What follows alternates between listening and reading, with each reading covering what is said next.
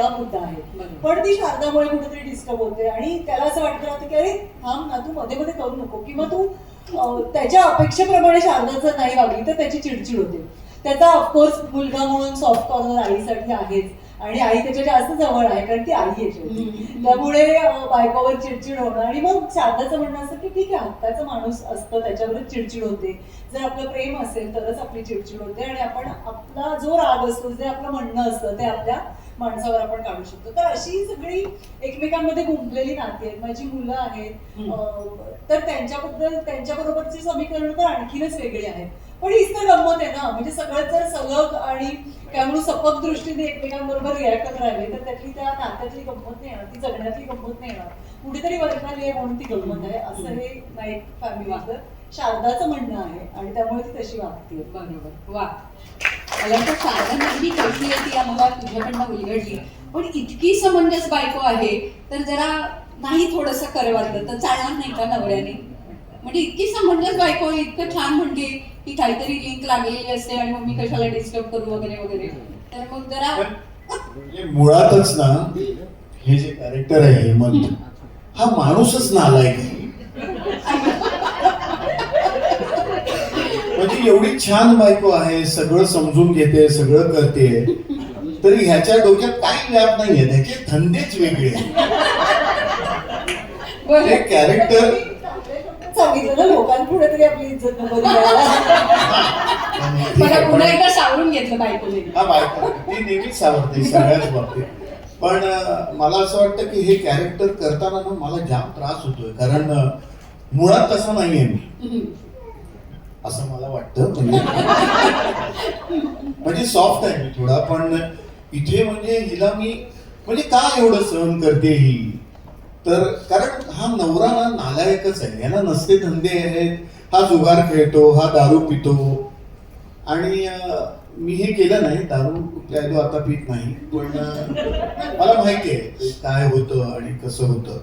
आणि माझ्या बायकोनी मला घरी असंच सांभाळून घेतलेलं आहे. आता टेम्पर खूप खाली आलाय, खूप काही गोष्टी झाल्यानंतर, तर तसंच मला वाटते. पण हा निकम्मा आहे, हा काहीही करत नाही, बायकोच्या जीवावर जगतोय आणि स्वतःच्या घरात आईच्या घरात राहतोय, काहीच करत नाही, पैसे लंपास करतो, मुलांचेही पैसे लंपास करतो, सगळे पैकी जेवढी काटकसर करते ते सगळ्या गोष्टीची वाट लावायला हा जन्माला आलेला आहे असंच मला वाटतं.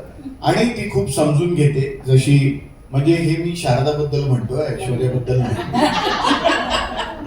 आणि पण कसं आहे, त्याला खूप शेड्स आहे या रोलला, मला मजा येते करायला. म्हणजे जे आपण नाही आहोत ते करायला जेव्हा मिळतं तर त्यातनं, आणि ते कंट्रोल करायला आमचा केदार आहेच.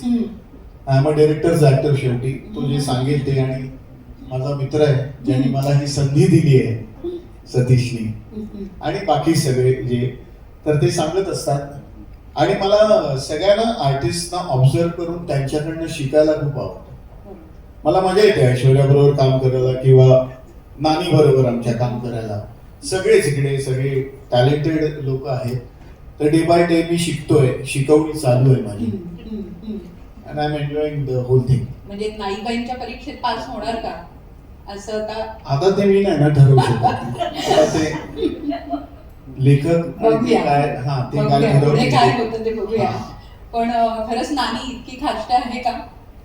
शीतलताई काय सांगणार? नानी खाष्ट आहे पण दुष्ट नाही, हे महत्वाचं आहे. ती कारवाया करत नाही, ती तोंडावर बोलते, जे काही असेल ते तोंडावर. तिला वाटेल तशी बोलते, ती तिच्या माहेरावरून बोलते, जसा इतर सासू बोलतात काही जुन्या तर तशी नानी आहे. नालायक मुलगा जरी असला तरी कसं असतं, आपलं वाया गेलेलं पोर असतं ना, ते आपल्याला जास्त जवळच वाटतं, कारण त्याला सुधारायचं असतं. तसं हे आमचं लेकरू आहे. पहिली गोष्ट म्हणजे कोणत्याही कलाकाराला ना स्वतःची क्षमता सिद्ध करण्यासाठी वेगवेगळ्या भूमिका करायला आवडतात. मी आजपर्यंत एकाच टाईपच्या भूमिका केल्या, पण ही चौकट आमच्या लाडक्या नाईक बहिणी मोडली. वा. आणि त्यामुळे काय झालं, गोडगोड आजी न करता मी आता तिखट खाष्ट नानीचा रोल करते. वा. आणि त्यामुळे मला मजा येते करायला. आणि ही संधी मला सतीश सरांनी, मोनिकाजीनी, अंकिताने, या सगळ्यांनी दिली, चॅनलने दिली, त्याबद्दल मी त्यांचे आभारी आहे. आणि आमचं प्रोडक्शन हाऊस त्रिमूर्ती आमच्या ओंकार, सुबोध आणि सुजय यांना खात्री वाटली माझ्याबद्दल. आमचा डिरेक्टर केदार याला सुद्धा खात्री वाटली माझ्याबद्दल आणि त्यांनी मला ही संधी दिली. आता त्याचं सोनं करायचं किंवा त्या संधीला खरं उतरायचं हे माझं काम आहे. त्यासाठी मी मेहनत घेते. आणि काय असतं, एखाद्या कथेमध्ये नाट्य घडवायचं असेल तर जशी प्रेमळ, छान, दयावान अशी जशी व्यक्ती लागते ना, पात्र लागतं, तसं थोडस दुष्ट, कारवाया करणारं असंही पात्र लागतं. म्हणजे मग नाट्य निर्माण होतं. तर मला ही जुगलबंदी करायला खूप आवडते. वा. जुगलबंदी रंगतीये. पण पुढे पुढे काय होईल आणि नेमकं नाईकबाईंना शीतलताई तुझा सपोर्ट कसा मिळेल हा जरा आम्ही ऑडियन्स म्हणून आमचा जरा मला दृष्टिकोन आहे बरं का. नातवंडांबद्दल अतिशय प्रेम आहे. बरोबर. पण एका नातीचा मी रागराग करते, कारण ती नात हिला जास्त सपोर्ट करते. बरोबर. ते मला सहन होत नाहीये. म्हणजे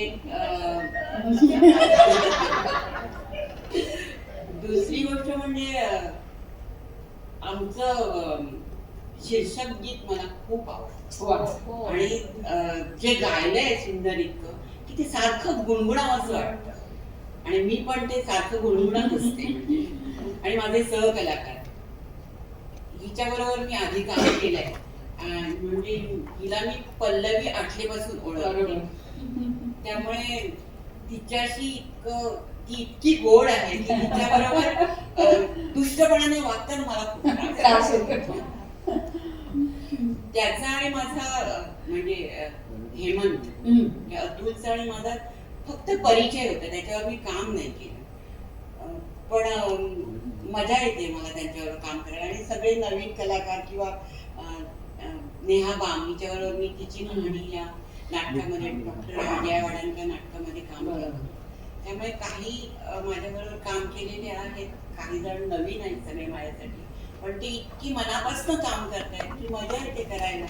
शीतलताई तू इतकं काम केलेलं आहेस, इतकी वर्ष काम करतेस आणि आम्हाला खरंच बघायला खूप आवडतंय